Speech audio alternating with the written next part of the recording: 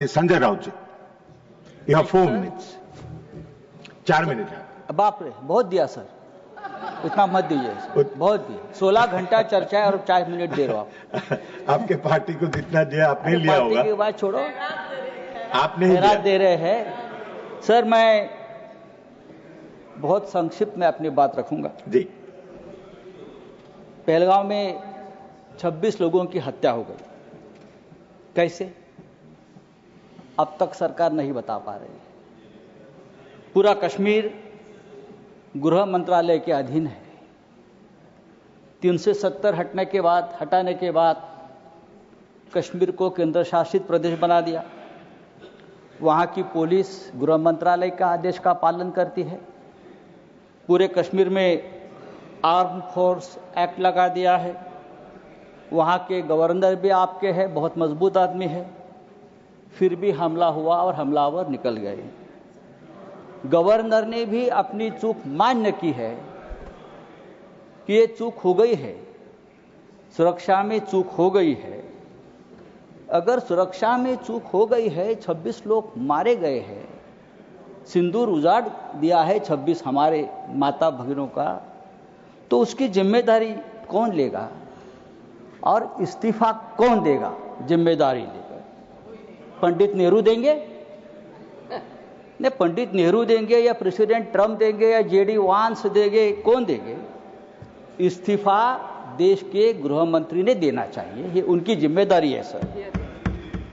इस देश में 24 घंटे में उपराष्ट्रपति का इस्तीफा लिया जाता है क्योंकि आपके बात मानते नहीं।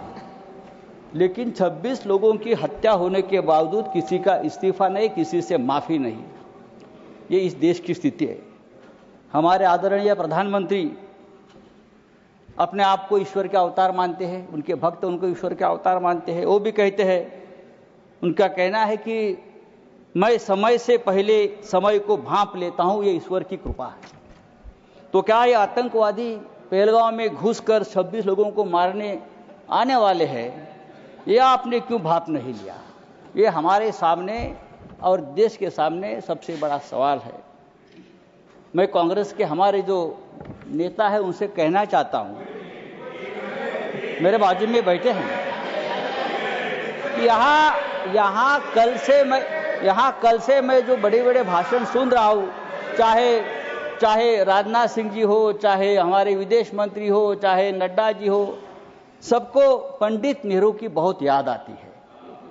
पंडित नेहरू हो, सरदार पटेल हो, भूतकाल में बहुत घूमते हैं आप लोग। पंडित नेहरू उन्हें सोने भी नहीं देते और जीने भी नहीं देते। सरदार पटेल की भी याद आती है। मेरा ये कहना है कि नेहरू तो महान थे, लेकिन सरदार पटेल को प्रधानमंत्री न बनाकर हमने एक ऐतिहासिक भूल की है। बात ऐसी है कि नेहरू साहब बहुत ही डेमोक्रेटिक आदमी थे, सरदार पटेल लोह पुरुष थे। अगर सरदार पटेल ऐसे नेता थे जिसने पहली बार आरएसएस पर प्रतिबंध लगाया था। अगर सरदार पटेल जीवित होते और 10 साल, तो ये लोग आज सामने दिखते भी नहीं। आरएसएस को पूरे आजीवन प्रतिबंध लगा देते। समय समाप्त हो रहा है, उनकी विषय पर बोलिए। फेंक देते। समय समाप्त हो रहा है, विषय पर बोलिए। तो आपको पंडित नेहरू का आभार मानना चाहिए कि पंडित नेहरू की वजह से आप यहां बैठे हैं, राज कर रहे हो। ये पंडित नेहरू की मेहरबानी है। अगर सरदार पटेल प्रधानमंत्री होते तो आज आप हमारे सामने सत्ता में हो या देश में दिखते नहीं, उखाड़ कर फेंक देते। सर नहीं सर, सरकार ने आपका समय समाप्त हो गया। मैंने बोला था आपको, लेकिन आप उलझे हुए थे। मैंने आपको बोला था। सरकार बोल रही है समय समाप्त हो गया आपका। हमारे सामने अब मैं नेक्स्ट स्पीकर बुलाऊंगा। पाकिस्तान हमारे सामने गिड़गिड़ा रहा था, हाथ जोड़कर हमसे रिक्वेस्ट कर रहा था कि सीजफायर कर लीजिए, युद्ध विराम कर लीजिए।